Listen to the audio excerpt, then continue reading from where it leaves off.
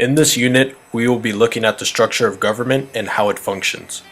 In order to understand how the US government was formed, we will need to look at previous civilizations who were democratic and examine how their government was structured.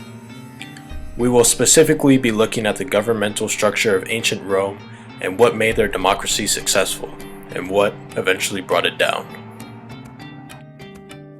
The Roman Republic at its height was one of the largest empires in history and also one of the most advanced. Romans were renowned for their belief that the rule of the Republic belongs with the people and not one individual. The Roman government revolved around the concept that the leaders rule in the name of the people. The Roman government was made up of different groups. The Republic was led by two chief consuls who were able to make executive decisions, but had to agree with each other. They only ruled for 1 year each. Their role is similar to the role that our president plays. The most powerful group in government was a group called the Senate. The Senate was in charge of advising the consuls on foreign affairs, laws, and finances. Very similar to our Congress today. The Senate members were chosen by the consuls. In the case of an emergency such as a war, the Senate could appoint a dictator who would have supreme authority to make decisions, but would only serve for a 6-month period. Normally the Senate would dictate military decisions, not the consuls. The consuls typically always took the Senate's advice. Roman society was split up into 3 distinct groups. The first group was the patricians, who were made up of the wealthy, upper-class elite of society. These people were typically rich merchants, slave owners, and businessmen. Only patricians could become senators or consuls. The second class of citizens were called plebeians and were just ordinary citizens. They made up the majority of the Roman population and could consist of workers, soldiers, farmers, shopkeepers, etc. Plebeians could not become senators or consuls. Patricians benefited from Rome's conquest and took riches from peoples they defeated. They bought huge farms and used slaves to work on these farms. This left plebeian farmers without any work, which resulted in cities filling with jobless plebeians. Eventually, plebeians refused to fight in the army. This produced a written code of laws called the Laws of the 12 Tables. These rights applied equally to all citizens. The Roman Republic also was home to many slaves. These slaves had none of the rights of the patricians or plebeians and could be bought and sold like property. Slaves worked in mines, were house helpers, gladiators, among other things. Many had the opportunity to buy their freedom and become free citizens, but for the most part, they spent their lives in servitude. That idiot has ruined us all! We shall have to leave Rome! For citizens, it was better to be dead than to become a slave. I will kill Octavia, and Merida turns to me, but if she cannot and I am taken alive, then you must kill me. And then you must kill yourself. Your survival would be inappropriate. I would not think of living, Dominic. So what made the Roman democracy so great?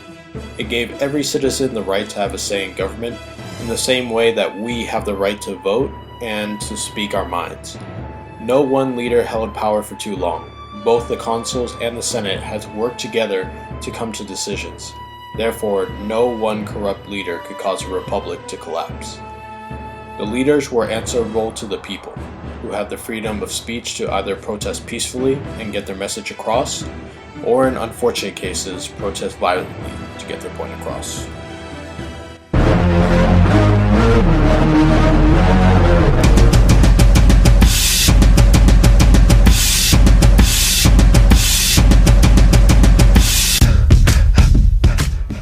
The Roman system of checks and balances is the same as our government, where the executive, legislative, and judicial branch all work together to come to decisions, and no one branch can dominate the others. So if Roman democracy is so great, what happened to the Roman Republic?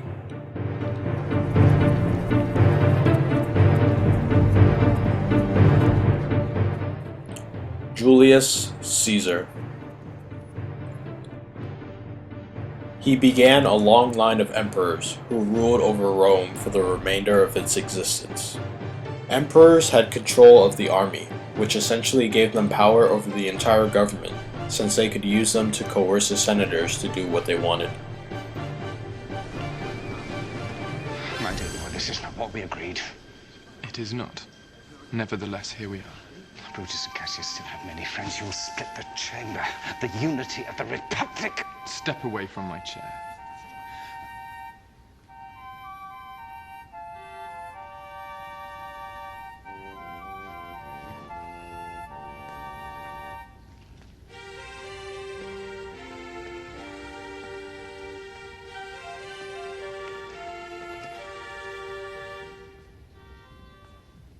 My father died on this floor.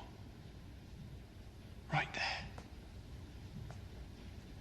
Stabbed 27 times, butchered by men he called his friends. Who will tell me that is not murder? Who will tell my legions, who love Caesar as I do, that that is not murder?